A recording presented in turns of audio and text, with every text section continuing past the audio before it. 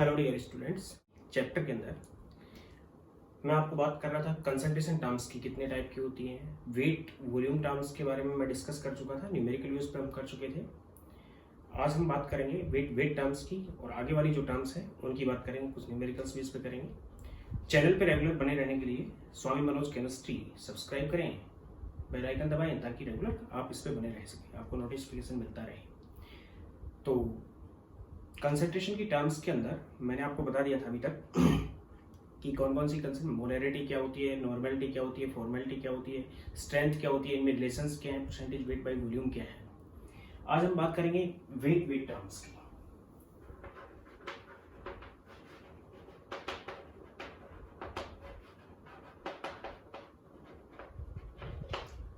Wait terms, इसमें number first पे मैंने आपको बताया था कि सॉल्यूट और सॉल्वेंट। सॉल्यूट के लिए हम वेट यूज करते हैं।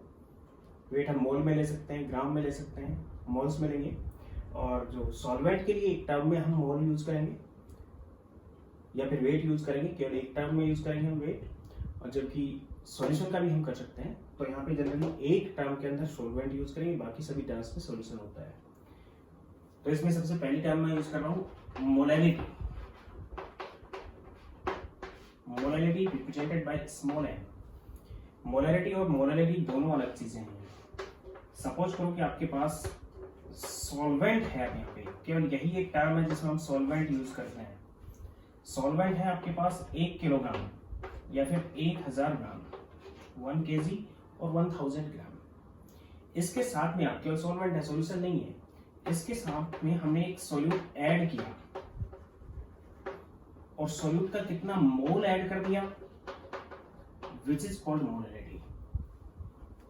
यानी कि टोटल जो मास आएगा आपके पास यहाँ पे 1000 ग्राम तो सॉल्वेंट हो गया, और सॉल्यूट जो हमने ऐड किया वो एक्स्ट्रा ऐड किया है, यानी टोटल मास 1000 ग्राम से ज्यादा होगा इसके अंदर। अगर यहाँ पे हम देखें तो कंडीशन, यानी मैं यहाँ पे बता सकता हूँ कि moles of solute added with, not in, added with 1 kg of solvent is called molality.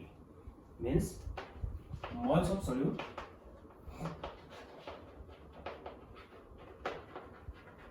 added with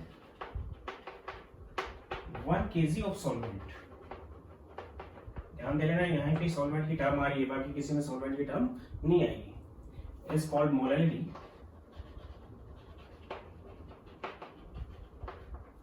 Representing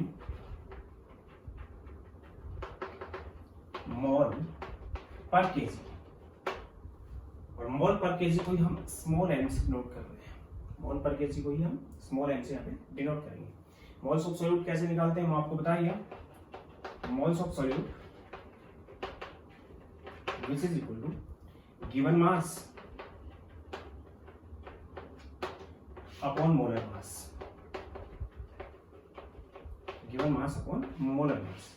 और मोलैलिटी कैसे निकालेंगे आपको बताइए। मैं यहाँ पे molality which is equal to moles of solute divided by weight of solvent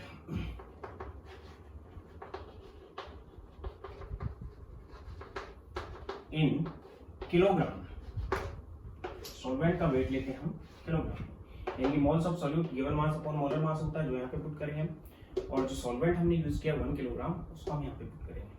तो ये जो टर्म है वेट टर्म, ये टेम्परेचर अफेक्टेड नहीं होगी, दोनों में वेट यूज कर रहे हैं मोल्स, और जो मास है सॉल्वेंट का वो टेम्परेचर बेस्ड नहीं होता। टेम्परेचर अगर बढ़ाएंगे घटाएंगे तो मास पे या वेट पे कोई असर नहीं होगा यहाँ पे। तो मोलैलिटी को हम रिप्रेजेंट करते हैं स्मॉल एम से, और स्मॉल एम का ही मीनिंग है मोल पर केजी,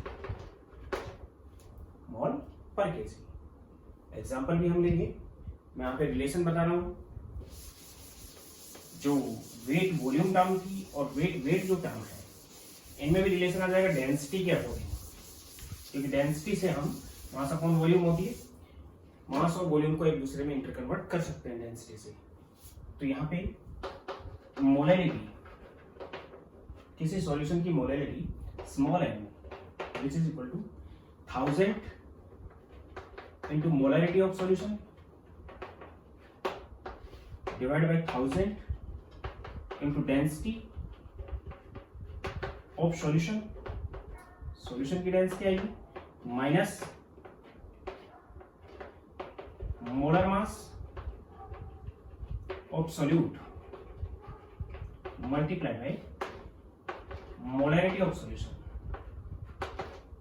इससे हम मोलैरिटी को मोलैरिटी में या फिर मोलैरिटी को मोलैरिटी में कन्वर्ट कर सकते हैं। फॉर्मूला है जो दोनों के साथ इंटर कन्वर्जन के लिए बनाया गया है, यानी small m which is equal to 1000 into capital M divided by 1000 into density minus molecular weight of solute multiply by molarity of solution, एक दूसरे में इंटर कन्वर्ट कर सकते हैं हम इसको। फॉर एग्जाम्पल, जैसे एग्जाम्पल आपके पास मिटा रहा हूं इसको,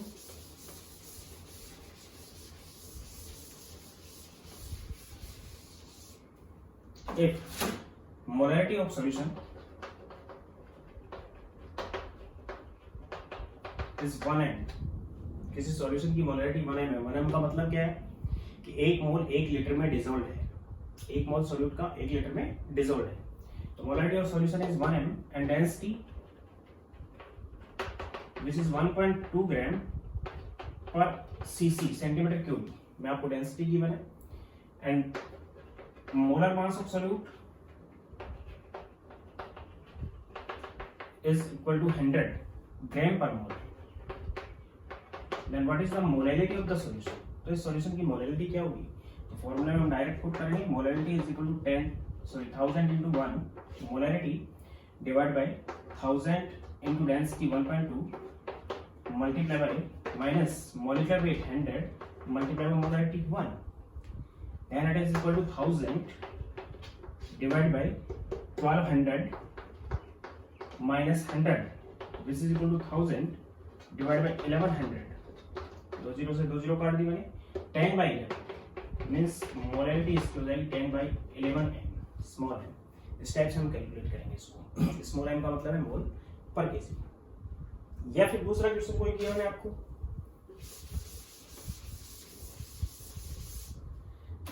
सपोज करो आपके पास है 10 ग्राम ऑफ सॉल्यूट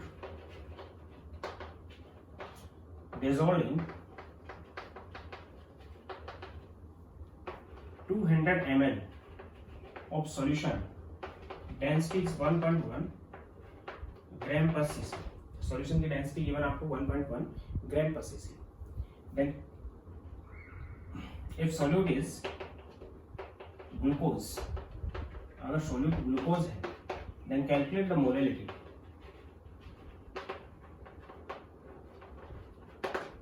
आपको पता है कि यहाँ पे सॉल्यूशन का आपको क्या दिया हुआ है, सॉल्यूशन का आपको ml दिया हुआ है, मिलीलीटर, और ml का मतलब उसका वॉल्यूम है। लेकिन मोलैरिटी कैलकुलेट करने के लिए आपको क्या चाहिए, उसका मास चाहिए। तो डेंसिटी और वॉल्यूम को कन्वर्ट कर लेंगे हम, तो मास इज इक्वल टू आ जाएगा volume into density which is equal to 200 into 1.1 this is 220 ग्राम। ये जो मास आया ये मास ऑफ सॉल्यूशन हो गया। Then mass of solvent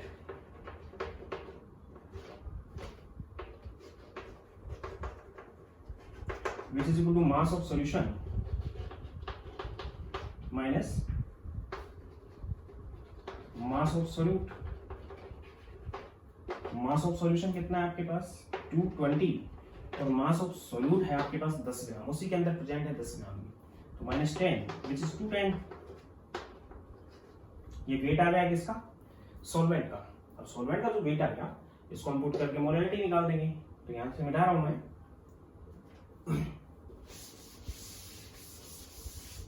molarity is equal to moles of solute. Moles of solute is given mass upon molar mass. Glucose का molar mass 180 होता है, divide by mass of solvent in kilogram.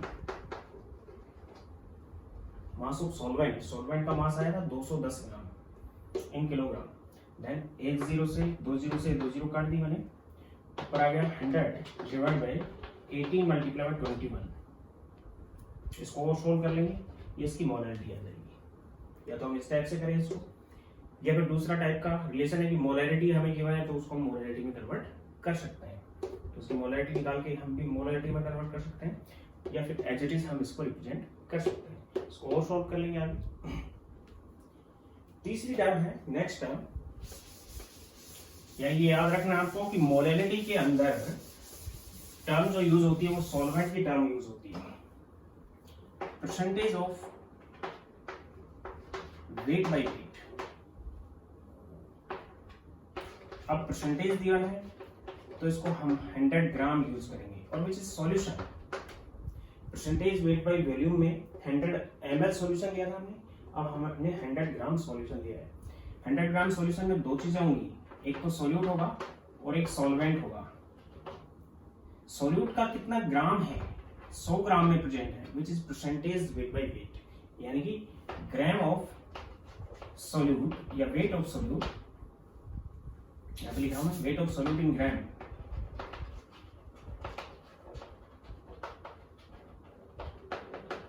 In gram present in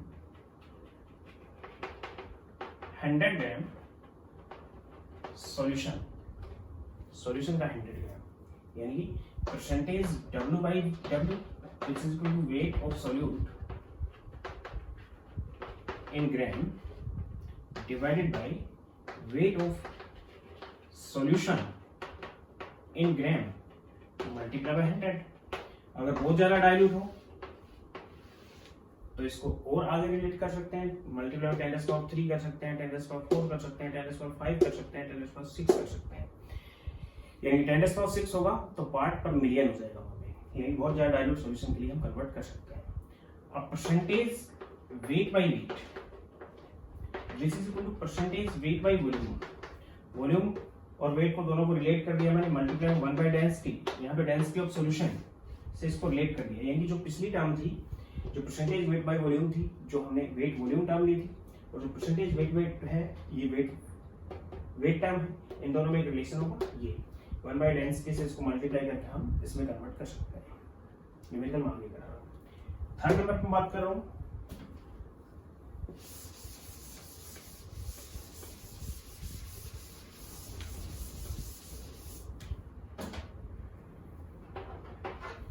mole fraction. Important mole fraction represented by x और काई। X और काई से represent करते हैं। सपोज करो कि आपके पास एक सॉल्यूशन है, सॉल्यूशन में दो कंपोनेंट होंगे ए प्लस बी। कोई भी एक सॉल्यूट है, कोई भी एक सॉल्वेंट है। जिसके मोल कम है वो एक सॉल्यूट है, जिसके मोल्स ज्यादा हैं वो एक सॉल्वेंट है। यहाँ पे ए जिसके मोल्स इसके अंदर Na है और बी जिसके मोल्स यहाँ पे Nb है सॉल्यूशन के अंदर। These are moles of A and B. A और बी के मोल्स हैं। टोटल मोल्स कितने हो गए, which is equal to Na plus Nb। सॉल्यूशन का टोटल मोल आपके पास Na प्लस Nb है। Then mole fraction of a, अगर हम दोनों की मोल फ्रैक्शन दे सकते हैं, सोल्यूट की भी दे सकते हैं और सॉल्वेंट की भी दे सकते हैं। सोल्यूट की मोल फ्रैक्शन होगी mole of a divide by total mole. B की मोल फ्रैक्शन एक क्या है, फ्रैक्शन है, रेशियो है। बी की मोल फ्रैक्शन होगी moles of b divide by total moles. Means mole fraction is ratio of moles of component. Component आपके पास सोल्यूट हो सकता है, सॉल्वेंट हो सकता है। Moles of component and total moles of solution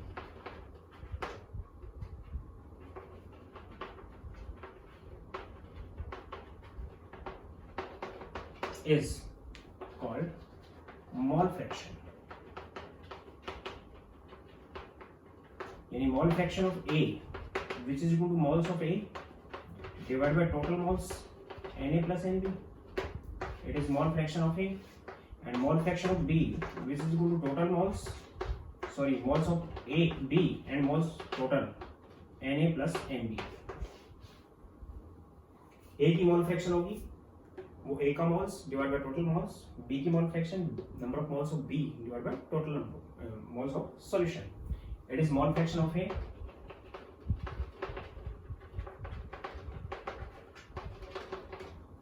it is mole fraction of B।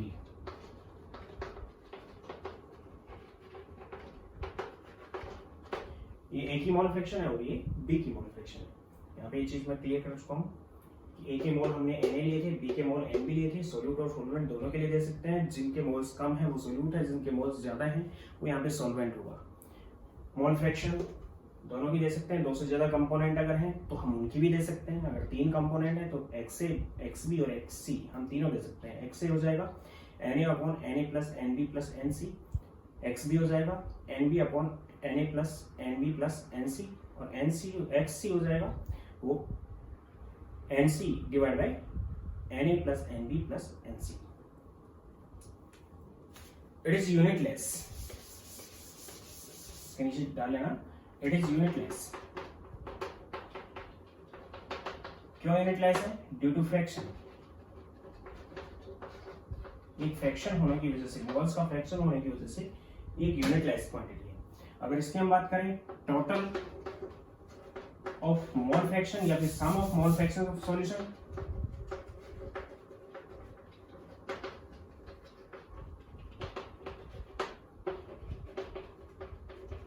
Solution की सभी मोल फ्रैक्शंस का सम ऑलवेज यूनिटी।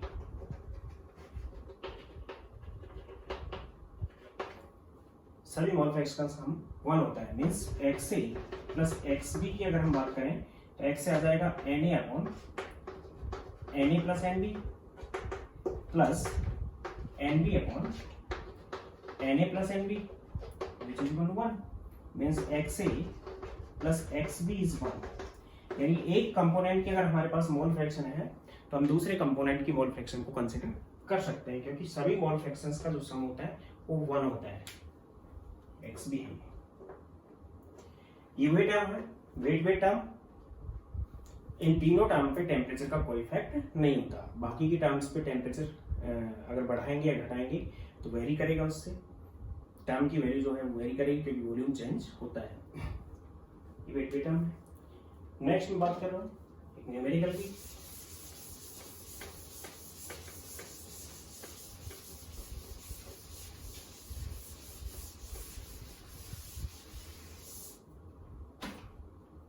सपोज करो आपको गिवन है 20 gram of calcium carbonate present in 200 gram of solution. 200 gram solution के अंदर 20 ग्राम calcium carbonate present है और सॉल्यूशन भी एक्वस सॉल्यूशन है। Density of solution which is equal to, density solution की दी हुई है वो है 1.2 ग्राम पर सीसी। सपोज लो, हालांकि 20 ग्राम कैल्शियम कार्बोनेट को 200 ग्राम हम उसमें डिसॉल्व नहीं कर सकते, हम न्यूमेरिकल कर रहे हैं, ये ध्यान देना है। डेंसिटी इतनी कह रहे हैं। कैलकुलेट ऑल टर्म्स, सभी टर्म आपको कैलकुलेट करनी है। सभी टर्म में दोनों टर्म बता रही हूं मैं, वेट वॉल्यूम भी और वेट भी। तो सबसे पहले तो हम बात करें कि वेट ऑफ सॉल्यूशन, सॉल्यूशन का वेट गिवन है आपको, given which is 200 gram. Weight of solute which is 20 gram. Volume of solution,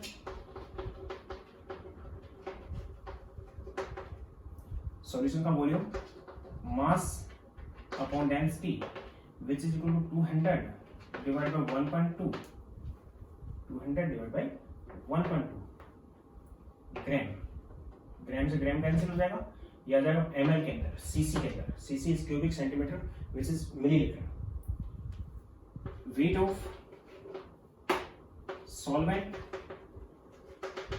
water, solvent यहां पे हमने वाटर यूज किया है।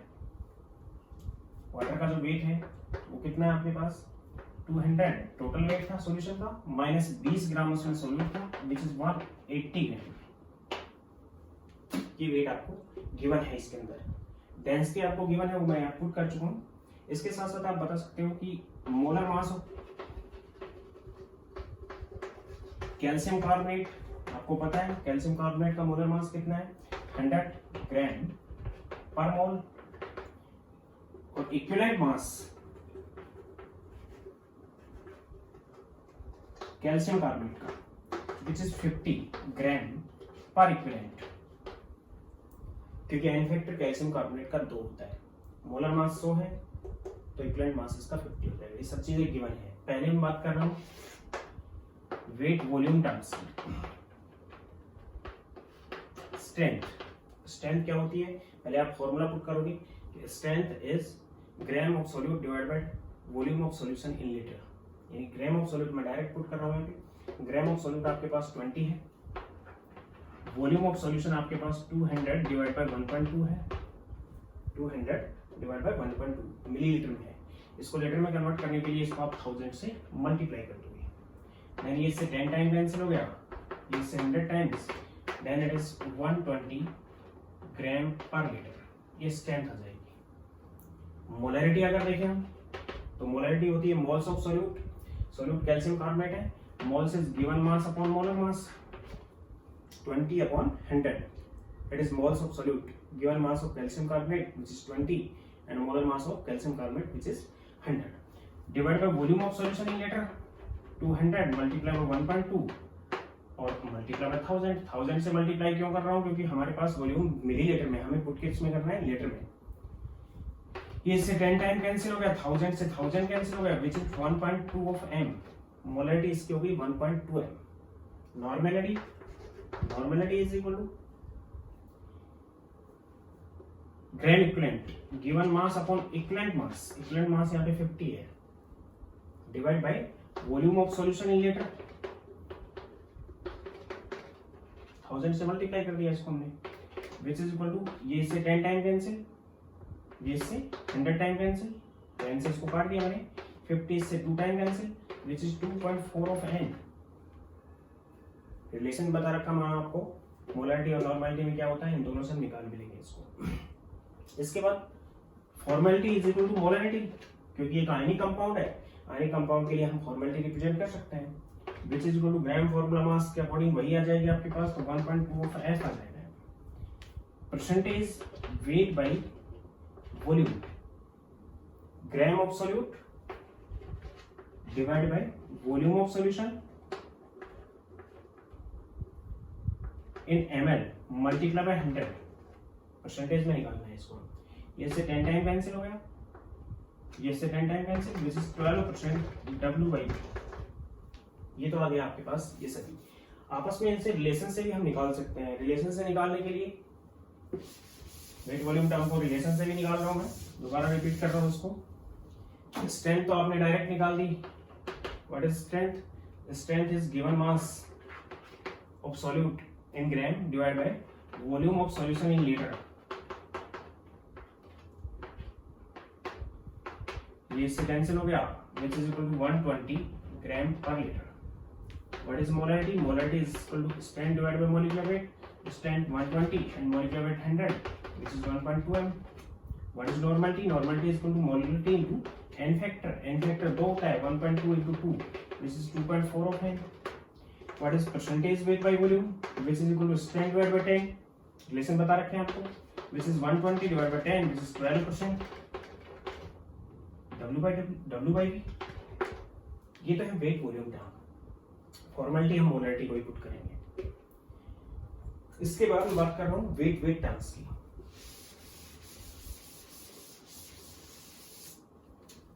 ये सब चीजें पहले ही होंगी। वेट टर्म में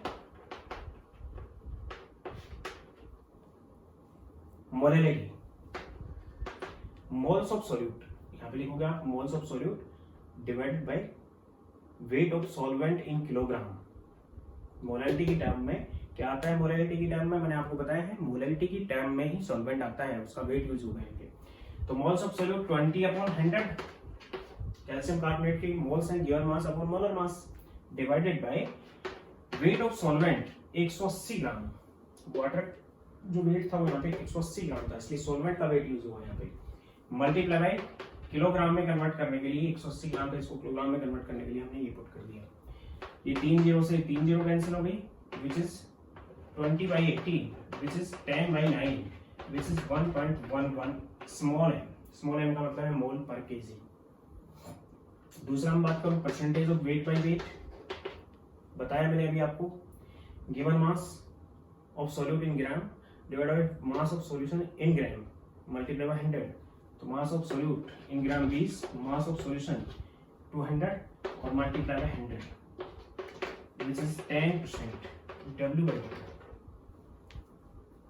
मोल फ्रैक्शंस की बात करें तो मोल फ्रैक्शन में हम दोनों को निकाल लेंगे। मोल fraction of calcium carbonate which is equal to moles of calcium carbonate divided by moles of calcium carbonate plus moles of water, solvent के मोल। ये तो है given mass upon molar mass, moles of calcium carbonate divide by total moles है वो calcium carbonate के मोल्स plus में water के मोल्स हैं, क्योंकि एक पर सॉल्यूशन था वो, इसलिए 20 upon 100 moles of calcium carbonate and 180 upon 18 given mass upon molar mass of water is 18। ये हो गया moles of water which is equal to, ये तो आ गया क्या कितना 0.2 डिवाइडेड बाय 0.2 प्लस 10 यानी कि which is equal to 0.2 upon 10.2 which is equal to 1 upon 51। ये मोल फ्रैक्शन है कैल्शियम कार्बोनेट की। Then what mole fraction of, what is mole fraction of water which is 1 minus 1 upon 51, क्योंकि दोनों की mole fraction का सम 1 होगा which is equal to 50 upon 51 mole fraction of water होगी। Relation से भी हम निकाल सकते हैं, जैसे मोलैलिटी हमने निकालनी है रिलेशन से, मोलैलिटी को रिलेशन से निकालना है तो we know that molality is equal to 1000 into molality, molality इसकी 1.2 आई थी हमारे पास सॉल्यूशन की, divide by 1000 into density, density is also 1.2 multi minus molecular weight is 100 multiplied by molarity is 1.2 multiplied by molarity is 1.2 which is equal to, ऊपर तो आ गया यहाँ पे 1200 डिवाइड बाय यहाँ पे आ गया 1200 माइनस यहाँ पे आ गया 120 which is equal to 1200 divide by 1080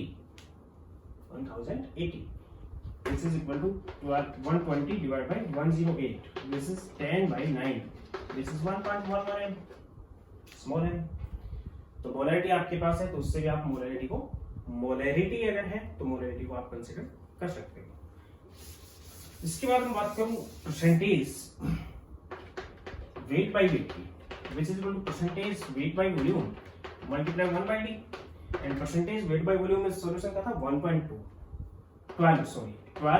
into 1 by 1.2 which is 10%, जो हम वैसे भी निकाल के लेके आए हैं और मोल फ्रैक्शन की हम उस टाइप से कंसीडर करेंगे।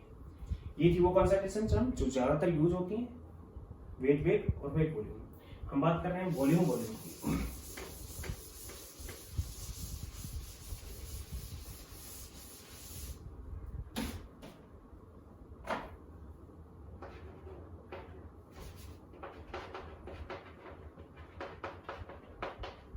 एक ही टर्म यूज करेंगे और केवल उन सॉल्यूशन के लिए करेंगे, या तो गैस इन गैस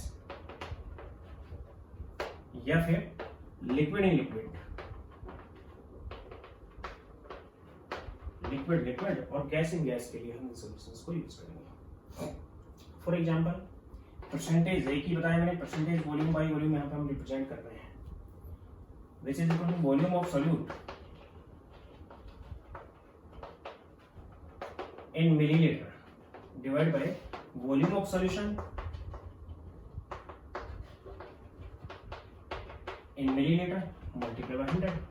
ये परसेंटेज निकाल दी कि टोटल आपके पास 100 ml अगर है सॉल्यूशन कितना है आपके पास, टोटल 100 ml सॉल्यूशन है, तो इसमें दो चीजें होंगी, एक तो सोल्यूट होगा और एक सॉल्वेंट होगा।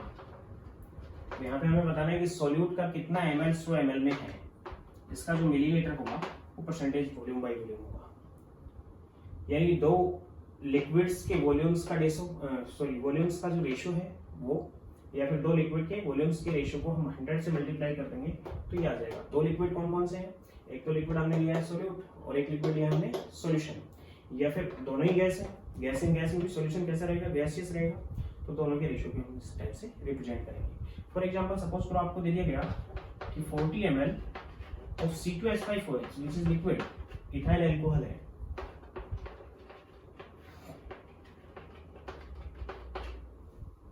present in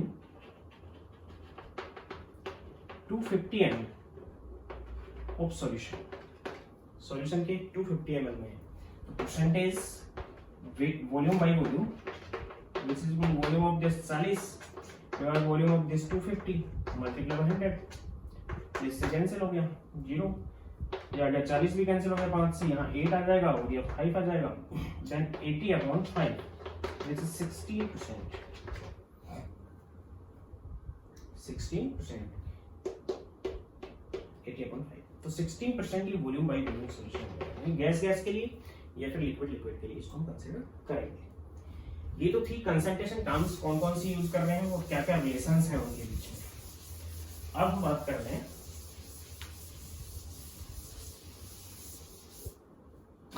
concept of dilution.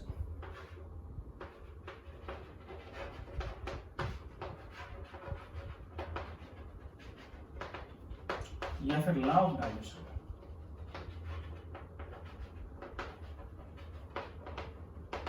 What is dilution? Dilution एक सॉल्यूशन हमारे पास बना हुआ है जिसमें दो चीजें प्रेजेंट है, एक तो सोल्यूट प्रेजेंट है और एक सॉल्वेंट प्रेजेंट है।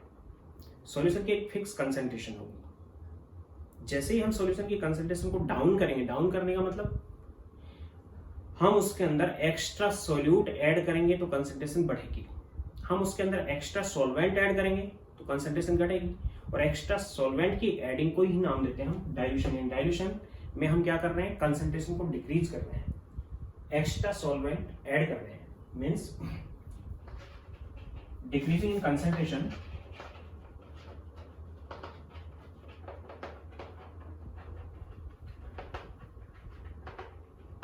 by adding of extra solvent.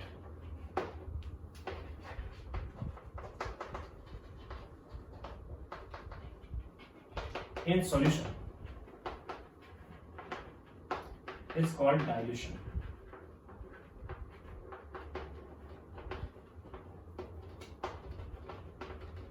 And by dilution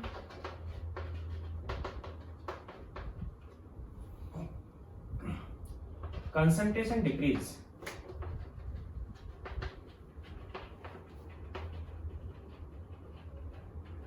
with increasing volume.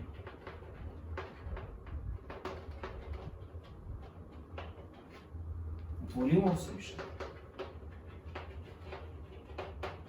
Solution का वॉल्यूम अगर इंक्रीज करते जाएंगे हम, यानी सॉल्वेंट ऐड करके हम उसका सोल्यूट उतना ही रखेंगे, सोल्यूट में कोई चेंज नहीं किया हमने। सोल्यूट का सपोज करो हमने 1 मोल ले रखा था पहले ही सॉल्यूशन में, तो उसकी जो भी कंसंट्रेशन थी वो, जैसे ही हमने उसको डाइल्यूट किया, डाइल्यूट करने के बाद सॉल्वेंट ऐड किया, सोल्यूट उतना ही है उसके अंदर, तो डाइल्यूशन बढ़ता चला जाएगा जैसे जैसे सॉल्वेंट ऐड करते चले जाएंगे, और कंसंट्रेशन डिक्रीज होगी और वॉल्यूम इंक्रीज होता चला जाएगा। तो डाइल्यूशन का लॉ क्या है?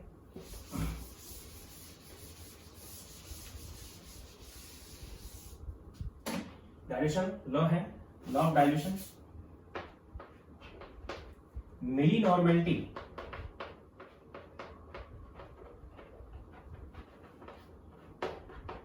और milli molarity never change by dilution. यानी कि मिली मोलैरिटी और मिली नॉर्मेलिटी दोनों कांस्टेंट रहती है, कभी उनमें चेंज नहीं आता, डाइल्यूशन के साथ साथ कांस्टेंट रहेंगी वो। कि सपोज करो कि एक सॉल्यूशन ये है जिसकी मोलैरिटी m1 है, वॉल्यूम v1 है और नॉर्मेलिटी n1 है। मोलैरिटी क्या ली है हमने? m1, नॉर्मेलिटी n1 और वॉल्यूम इस सॉल्यूशन का लिया हमने v1। ये इनिशियल सॉल्यूशन है जिसकी कंसंट्रेशन से और ये वॉल्यूम है। इसको हमने डाइल्यूट किया, तो हमारे पास जो दूसरा सॉल्यूशन आया उसकी मोलैरिटी m2 होगी, वॉल्यूम उसका v2 हो गया और नॉर्मेलिटी उसकी n2 होगी। तो ये मोलैरिटी क्या है यहाँ पे? m2, वॉल्यूम है v2 और नॉर्मेलिटी है n2। तो डाइल्यूशन के साथ साथ हम कह सकते हैं कि m1 is less than, m1 is greater than m2। क्योंकि डाइल्यूट यहाँ पे हमने डाइल्यूशन किया इसका इसका मतलब क्या हुआ कि एक्स्ट्रा सॉल्वेंट ऐड कर दिया तो उसकी कंसंट्रेशन डिक्रीज हो जाएगी। इसी टाइप से N1 is greater than N2 but V1 is less than V2, dilution के साथ साथ वॉल्यूम बढ़ जाएगा। तो इस केस में मैं मिली नॉर्मलिटी और मिली मोलैरिटी की बात कर रहा हूं। केस आपके पास ये है,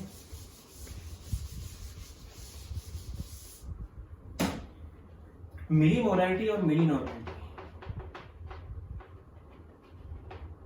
which is equal to normality into volume और volume in ml मिलीलीटर मिलेगी। इन नॉर्मलिटी और वॉल्यूम का जो मल्टीप्लिकेशन है which is milli normality and milli normality milli molarity which is equal to molarity into volume in millilitre, volume को हम millilitre मिलेंगे। यहाँ पे इसकी मिली नॉर्मलिटी आ जाएगी N1 V1 और मिली मोलैरिटी आ जाएगी M1 V1। इसकी मिली नॉर्मलिटी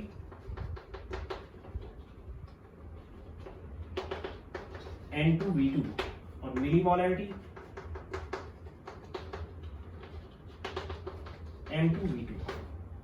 मैंने आपको यहाँ पे लिख दिया लॉ है डाइल्यूशन का कि मिली मोलैरिटी और मिली नॉर्मलिटी, मिली मोलैरिटी और मिली नॉर्मलिटी होती क्या है, नॉर्मलिटी इनटू वॉल्यूम, वॉल्यूम को ml में लेंगे हम विच इज मिली नॉर्मलिटी, और molarity into volume, volume in ml which is milli molarity.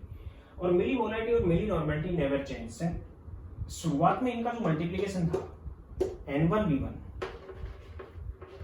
वो लास्ट वाले मल्टीप्लिकेशन के इक्वल होगा N2 V2। It is law of dilution. यानी नॉर्मलिटी और वॉल्यूम का मल्टीप्लिकेशन हम डाइल्यूट करते जाएंगे तो भी वो चेंज नहीं होगा, दोनों का मल्टीप्लिकेशन कांस्टेंट रहेगा, क्योंकि नॉर्मलिटी तो बढ़ती चली गई और वॉल्यूम बढ़ता चलेगा। यानी किसी सॉल्यूशन को अगर हम दुगना डाइल्यूट कर देंगे, दुगना डाइल्यूट करने का मतलब उसका वॉल्यूम डबल कर देना, सॉल्वेंट इतना ऐड कर दिया कि वॉल्यूम उसमें हमने डबल कर दिया, तो हम उसको ट्वाइस टाइम डाइल्यूट किया तो उस कंडीशन में उसकी कंसंट्रेशन हाफ हो जाएगी, तो वॉल्यूम दुगना हो गया और कंसंट्रेशन हाफ होगी, दोनों का मल्टीप्लिकेशन कांस्टेंट होगा। अगर हम 3 टाइम डाइल्यूट करते हैं इसका मतलब कि उसके वॉल्यूम को हमने सॉल्वेंट ऐड करके 3 गुना कर दिया। 3 टाइम्स डाइल्यूशन का मतलब है उसके वॉल्यूम को हमने 3 गुना कर दिया, तो कंसंट्रेशन 3 टाइम्स डिक्रीज हो जाएगी।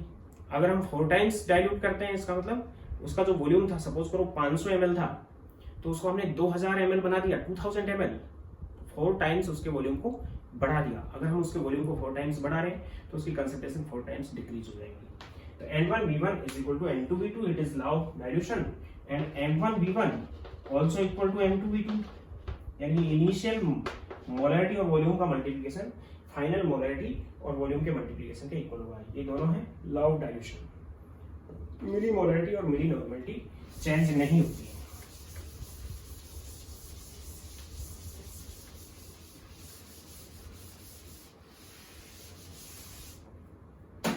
Concept of mixing,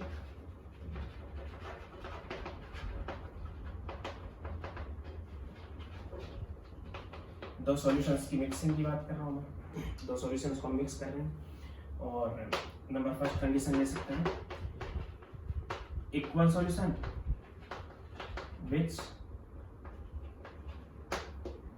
not react together. दोनों आपस में अगर केमिकली रिएक्ट नहीं करते हैं तो for example acid plus acid, for example acid और एसिड आपस में रिएक्शन नहीं करेंगे, बेस प्लस बेस, हम 2 एसिड्स को ऐड कर रहे हैं या फिर 2 बेस को ऐड कर रहे हैं, तो यहाँ पे आ जाएगा आपके पास कि सपोज करो एक एसिड फर्स्ट है आपके पास ये और एक एसिड है सेकेंड, ये दोनों एसिड है। इसकी नॉर्मलिटी N1 है, वॉल्यूम V1 है। नॉर्मलिटी की बात कर रहा हूँ, मोलैरिटी की नहीं कर रहा हूँ, क्योंकि एन फैक्टर अलग अलग हो सकते हैं इनके दोनों एसिड्स के, इसलिए हम मोलैरिटी के केस में चलेंगे, नॉर्मलिटी के केस में चलेंगे, मोलैरिटी के नहीं। हम फाइनली मोलैरिटी बाद में एन फैक्टर के अकॉर्डिंग बता सकते हैं। N1 एंड V1, N1 इसका क्या है नॉर्मलिटी और V1 इसका क्या है वॉल्यूम, और इसकी नॉर्मलिटी है N2 और वॉल्यूम है V2। दोनों को मिक्स कर दिया हमने, दोनों इक्वल सॉल्यूशन थे, 21 का सॉल्यूशन बन गया रिजल्टेंट सॉल्यूशन, जिसकी नॉर्मलिटी n है और वॉल्यूम v है, where v is equal to v1 plus v2। Volume तो 10 ml इसका और 15 ml इसका लिए तो टोटल 25 ml हो जाएगा। लेकिन रिजल्टेंट नॉर्मलिटी ये है, तो इसकी नॉर्मलिटी को कंसीडर हम करेंगे NV, यानी milli normality of resultant solution which is equal to N1V1 plus N2V2। शुरुआत में उन दोनों की मिली नॉर्मलिटीज का सम क्या था और रिजल्टेंट मिली नॉर्मलिटी सॉल्यूशन की क्या है। NV is equal to this, then resultant normality which is equal to N1V1 plus N2V2 divided by V1 plus V2।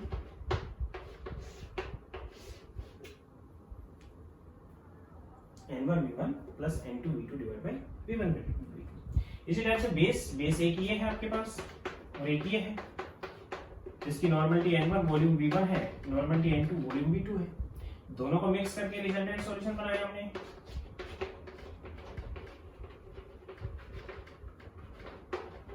इसके केस में भी रिजल्टेंट सॉल्यूशन की नॉर्मलिटी n और वॉल्यूम v है, which is equal to N1V1 plus N2V2 divided by V1 plus V2।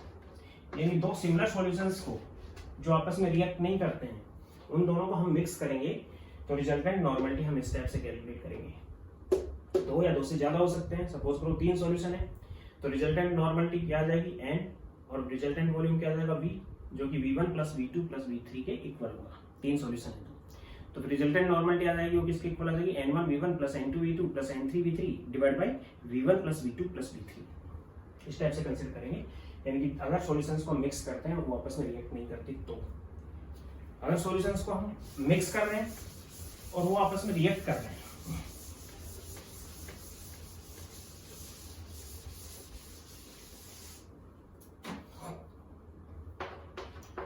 more than one solution mixed together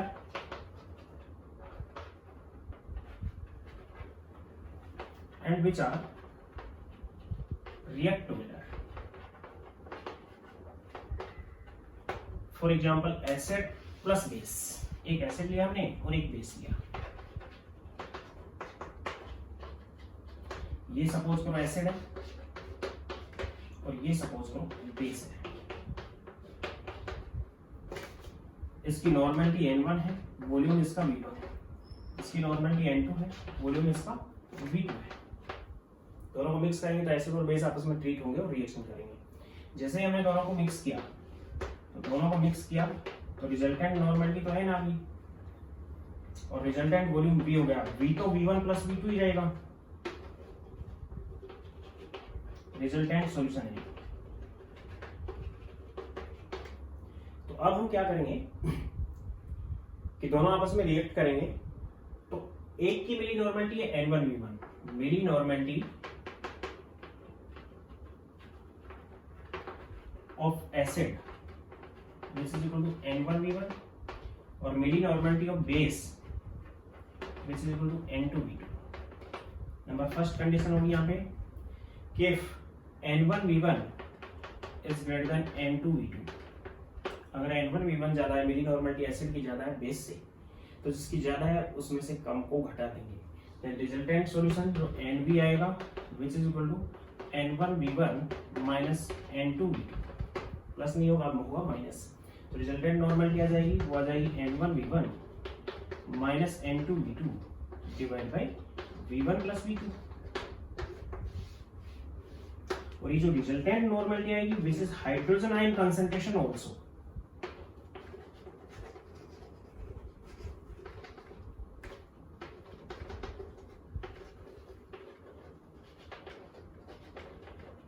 Resultant normality is hydrogen ion concentration and solution is acidic और pH of solution is less than 7, क्योंकि इसमें acid ज्यादा था base से, इसलिए acid base से reaction करेगा तो बेस तो कंप्लीटली क्या हो जाएगा, न्यूट्रलाइज हो चुका होगा, फिर भी एसिड बचेगा, तो resultant normality hydrogen ion concentration भी होगी और pH इसके साथ से कम होगी और सॉल्यूशन ये एसिडिक होगा। अगर बिल्कुल उल्टा है कि मिली नॉर्मलिटी बेस की ज्यादा है एसिड से, तो बेस में से एसिड को घटा देंगे। सेकेंड कंडीशन क्या है,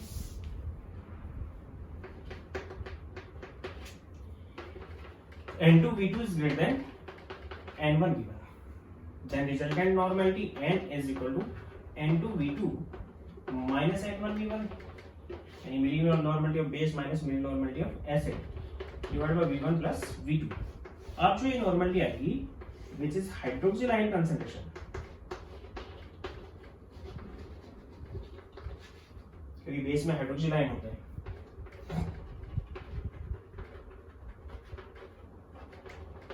ये हाइड्रोक्सिल आयन कंसंट्रेशन होगी, और हाइड्रोक्सिल आयन कंसंट्रेशन है तो solution will be basic and pH of solution is greater than 7। PH जो होगी 25 डिग्री सेंटीग्रेड पे, इसकी 7 से ज्यादा होगी। अब मैं बात कर रहा हूं कुछ एग्जांपल्स की इनके।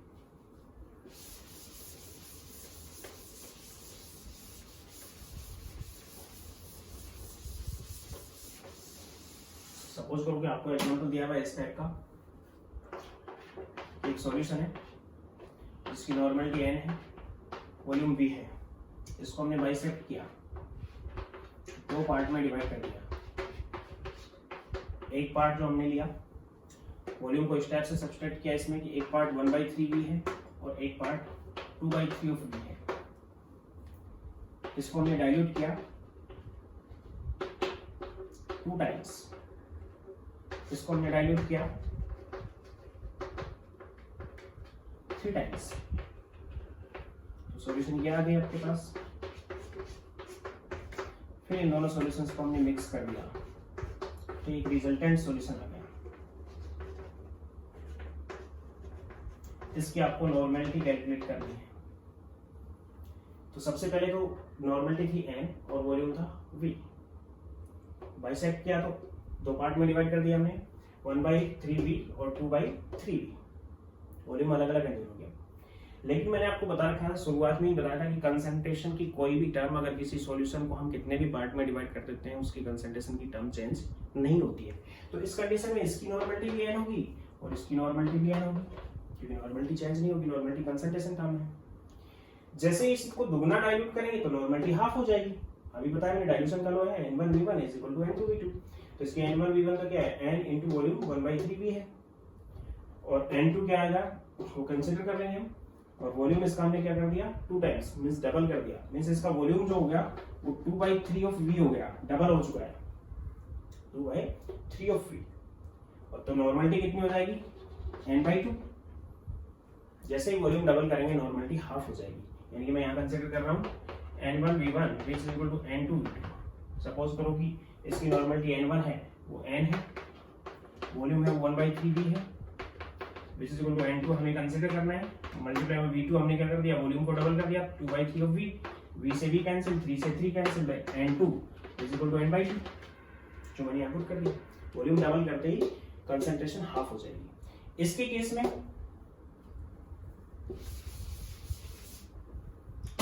अगर हम देखें तो इसके केस में भी हमने वॉल्यूम को 3 टाइम्स किया तो नॉर्मलिटी कितनी हो जाएगी 1/3 हो जाएगी। तो वॉल्यूम को 3 टाइम्स हो गया तो कितना हो गया 2v।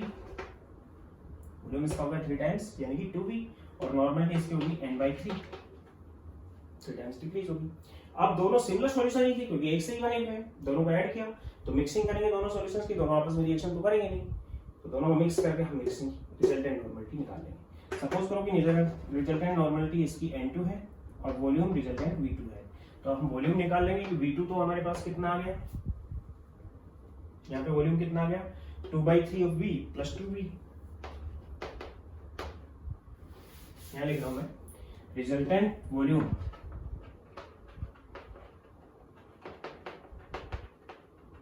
आपके पास आ गया 2/3v प्लस 2v। 2/3v इसका है, वो 2v इसका है। एलसीएम ले लेंगे हम इसका, 3 एलसीएम आ गया, ऊपर आ गया 2v प्लस में नीचे आएगा 6v, दिस इज 8v/3।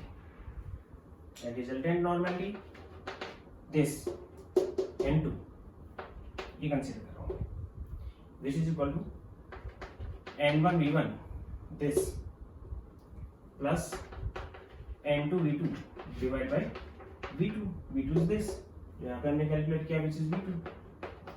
तो n1v1 तो कितना है 2/3v into n/2 plus 2v into n/3 divided by 8v/3 total volume. इस 3 से 3 काट दिया मैंने तो रिजल्टेंट नॉर्मलिटी आ गई। इस v से ये v भी कैंसिल हो गया कॉमन लेके, रिजल्टेंट नॉर्मलिटी आ गई n/2 into 2 n होगी और ये होगी 2n plus 2n divide by 8 divide by 8 which is equal to 3n divide by 8, यानी कि वॉल्यूम v था, वॉल्यूम तो हो गया यहाँ पे 8v बाई 3, इससे जस्ट उल्टा हो गया 3n बाई 8, वो हो जाएगी आपकी नॉर्मलिटी। यानी वॉल्यूम अगर डबल होगा तो कंसंट्रेशन हाफ हो जाएगी। वॉल्यूम 8 बाई 3 टाइम्स हो गया तो कंसंट्रेशन 3 बाई 8 टाइम्स हो जाएगी। इसको हम दूसरे तरीके से भी कैलकुलेट कर सकते हैं, हमें बीच का कोई फंडा लेने की जरूरत नहीं, फाइनल वॉल्यूम तक हम पहुंच गए कि फाइनल वॉल्यूम हमारे पास ये निकला, तो इसको मान सकते हैं हम N1V1, डाइल्यूशन ही तो किया हमने, और इसको मान सकते हैं हम N2V2, रिजल्टेंट नॉर्मलिटी, मिली नॉर्मलिटी में कोई चेंज नहीं आएगा। N1V1 तो है NV which is equal to N2V2, N2 हमें कंसिडर करना है, इंटू V2 आपके पास 8V बाई 3, V से V कैंसिल हो गया, then N2 is equal to 3n by 8, वही आएगा। किसी भी टाइप से इसको कंसिडर कर सकते हैं, इसको नोट कर लेना। Next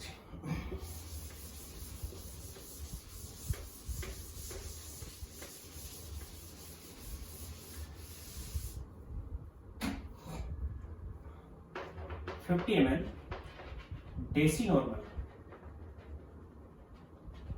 H2SO4 and 150 ml centi normal HNO3 mixed together।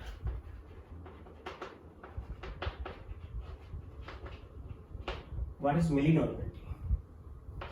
आपको रिजल्टेंट नॉर्मलिटी बतानी है।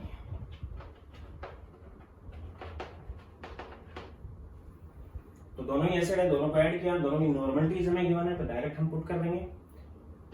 जोड़ने के लिए n is equal to N1V1 plus N2V2 divide by V1 plus V2, ये फॉर्मूला यूज कर लेंगे क्योंकि दोनों आपस में कोई केमिकल रिएक्शन एक्सप्रेस नहीं करेंगे।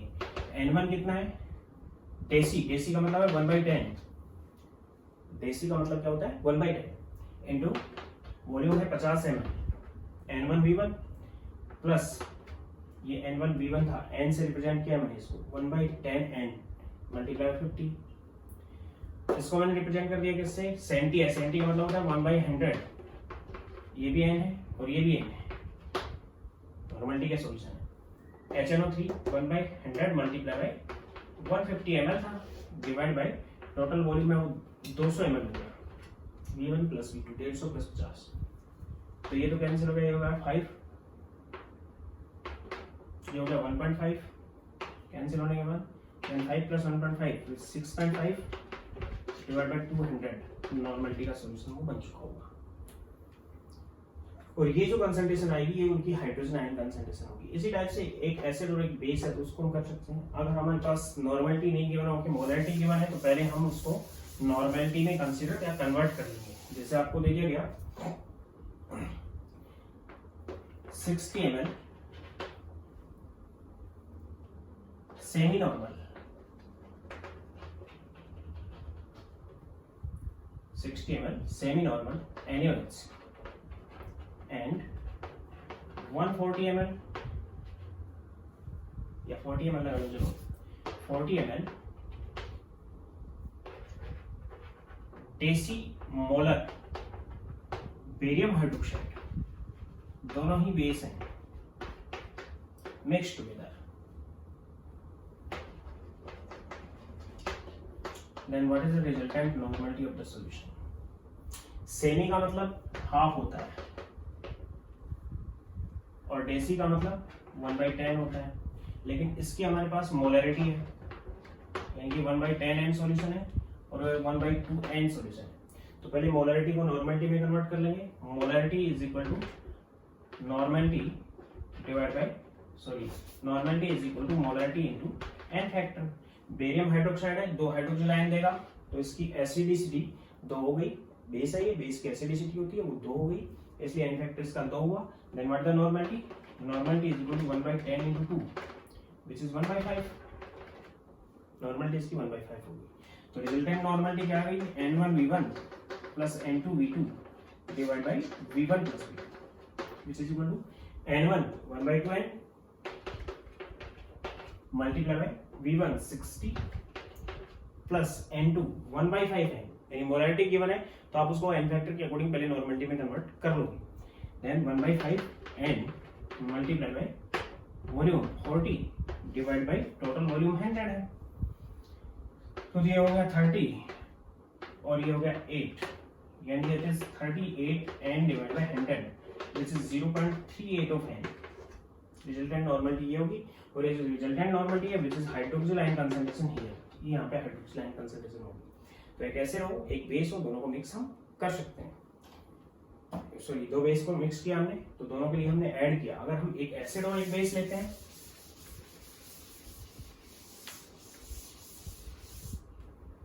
एक एसिड लिया हमने 100 ml सेमी नॉर्मल या semi molar sulphuric acid and 100 ml semi molar NaOH are mixed together.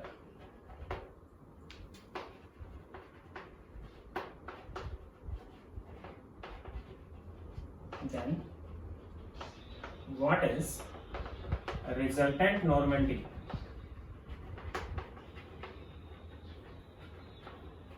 of solution and what is nature of solution?